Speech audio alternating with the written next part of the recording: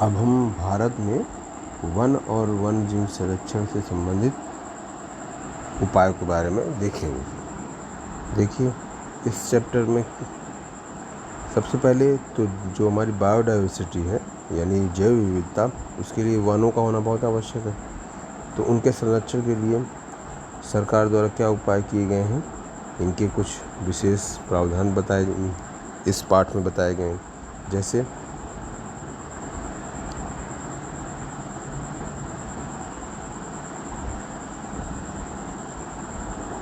देखिए, वन्य जीव संरक्षण अधिनियम 1972 ये लागू किया गया, बहुत इम्पोर्टेंट है,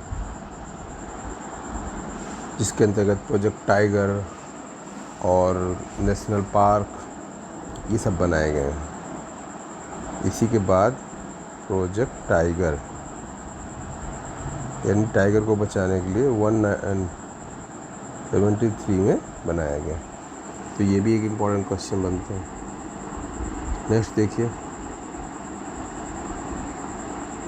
बहुत सारे सेंचुरीज़ यानी पशु विहार और नेशनल पार्क बनाए गए और ऐसे उनको संकटग्रस्त जीवों को आइडेंटिफाई किया गया, यानी उनको पहचान की गई और उनके बारे में विशेष तौर पे पार्क वगैरह बनाए गए। देखिए ये क्या लिखा है, काजीरंगा राष्ट्रीय उद्यान, जहाँ पर गैंडा और हिरन पाए जाते हैं।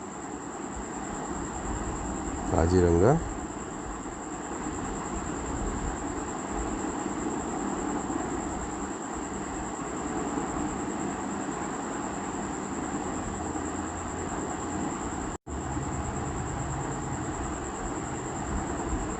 तो देखिए ये काजीरंगा राष्ट्रीय उद्यान।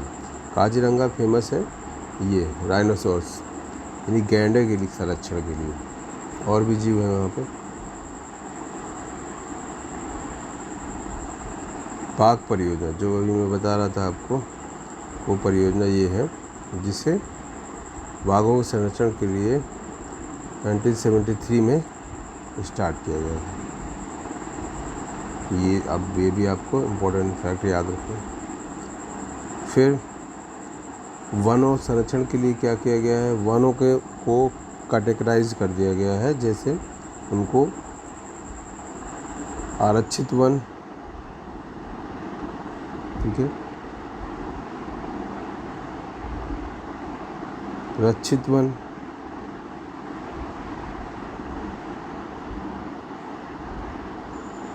रक्षित वन और अवर्गीकृत वन, इनमें बांट दिए गए। अच्छा, वनों के संरक्षण में सबसे बड़ी भूमिका किनकी है? समुदाय जो वहाँ पर रहते हैं। समुदाय मीन्स होता है कम्युनिटी, जो लोग वनों के आसपास रहते हैं या जो किसी भी तरह से वनों से कनेक्टेड हैं, उनको वन संरक्षण से संबंधित अपनी जिम्मेदारी को निभाना चाहिए। पेड़ पौधों को लगाना चाहिए। अगर पेड़ पौधे लगे हुए हैं तो उनका संरक्षण, उनको बचाना चाहिए, पानी डालना, उनको प्रोटेक्ट करना, ये चीज़ इसमें आती है।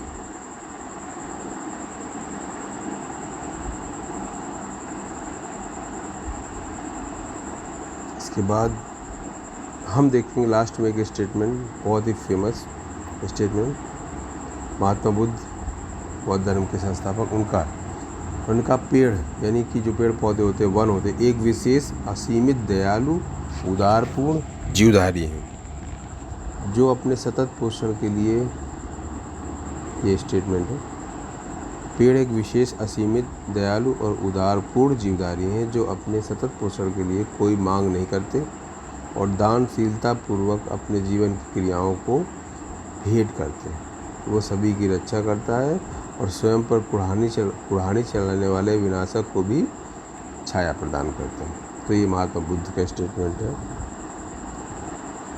ये पेड़ की इम्पोर्टेंस को या वनों की उपयोगिता को साबित करता है। वनों की उपयोगिता, तो ये ध्यान रखना है आपको। इसके बाद क्वेश्चन आंसर दिए हैं बहुविकल्प प्रश्न और मैचिंग के। फिर इसके बाद 30 शब्दों में यानी लघु, अति लघु, फिर विस्तृत प्रश्न। तो इनको हम नेक्स्ट वीडियो में देखेंगे, अगले किसी वीडियो में इनको क्वेश्चन के बारे में बताएंगे। फ़िलहाल अभी इस चैप्टर के इससे सारी चीज़ों को देखिए, इस चैप्टर को समझने का प्रयास कीजिए कि चैप्टर में है क्या। अगर आपके पास बुक नहीं है तो भी कोई बात नहीं, आप बुक दीक्षा ऐप से डाउनलोड कर लीजिए और इस वीडियो के माध्यम से भी इसको समझने की कोशिश करिए। आपको इस वीडियो में इस पार्ट को पूरा क्या क्या है ये मेन बातें इसमें बताई गई। आज की वीडियो के लिए इतना ही। वीडियो देखने के लिए धन्यवाद।